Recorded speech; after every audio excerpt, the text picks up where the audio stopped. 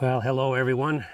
It's January 2nd, 2014, and I'm out here in the NRI project field, and I wanted to take some pictures to share with you how things look right now.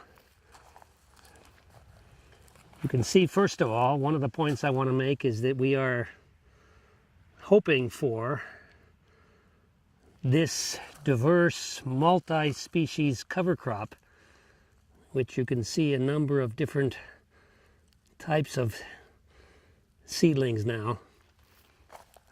We'll get some more water from the rain soon if it comes, and will provide a good amount of biomass this year. So this is a species mixture that includes a variety of cover crop seeds, including triticale, forage pea,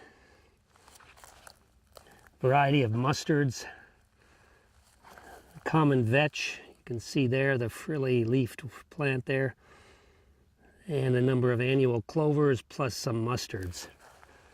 So we've taken the example of our visitors from North Dakota and Colorado last month and are trying this multi-species mixture here. I think it's going to be a good idea.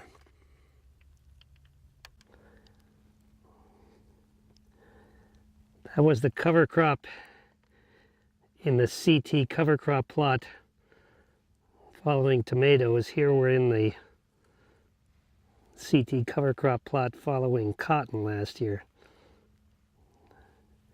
So you should be able to pick out a number of different cover crop species in here. The smaller seedlings are clovers and some of the mustards that are still quite small here. Another reason for my taking time to be out here with you today is to call to your attention an issue that I've been trying to get folks to consider and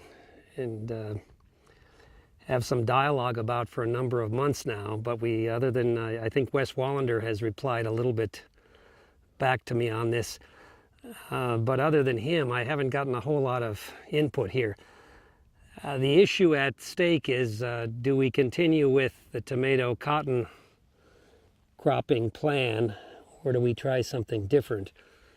And that's something that, let me take a minute here to lay out some of the issues for everyone and ask you please to give some thought to this, because it is an important issue as we go into this next season here. Okay, this cover crop mixture has gotten, I think, a couple of inches of starter irrigation water. We probably won't have any more water to put on here, so we're just really hoping for the rains to come in here soon. This will be all that this gets here, but it's a decent stand and things are going pretty well here. The issue about the tomatoes and the cotton is the following. Yes, when we started this project back in 1999, it was, and for that matter, tomatoes and cotton are still important rotation crops in this region there. So there's no argument about the relative importance of either of those crops within an annual crop sequence or rotation in the region. It's relevant, and it still has a reason for our looking at them. The problem, turns out, is in the tomatoes, and it's a fairly serious problem. Whereas we started off very early with yields, greater than 60 tons, and at various years in the 50s tons per acre, we've gone down in the last few years to in the 40s. So there's a definite degradation of productivity on the tomato side. The cotton is still okay. There's no problem with the cotton.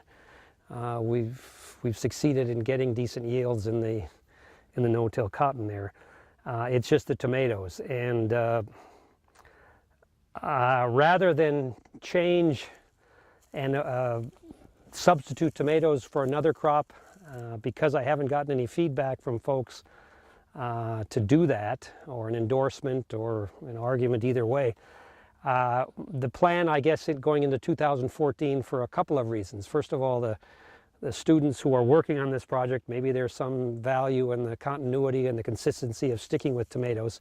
So that's one thing. The second thing is, I think myself and those of you who can help with this, or who would offer to help, we'd like to really try to pay more attention to the tomato crop in the 2014 year there. It's all going to be drip irrigated. We need to produce a better yield on the crop here. So that's one goal there. But for right now, the stopgap would be to continue with the tomatoes and cotton here, rather than try any more to get your feedback on whether we should think about creative changes in the project right now. So that's pretty much an update for today. Again, January 2nd, 2014.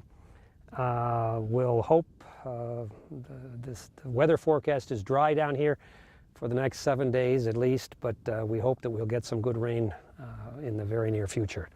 Okay, as always, I thank you all for taking part in this project and for dealing with these updates with me. I hope it gives you a picture of what's going on out here, and confidence that we are, legitimately and seriously trying to work through these systems as best we can here. Thanks very much.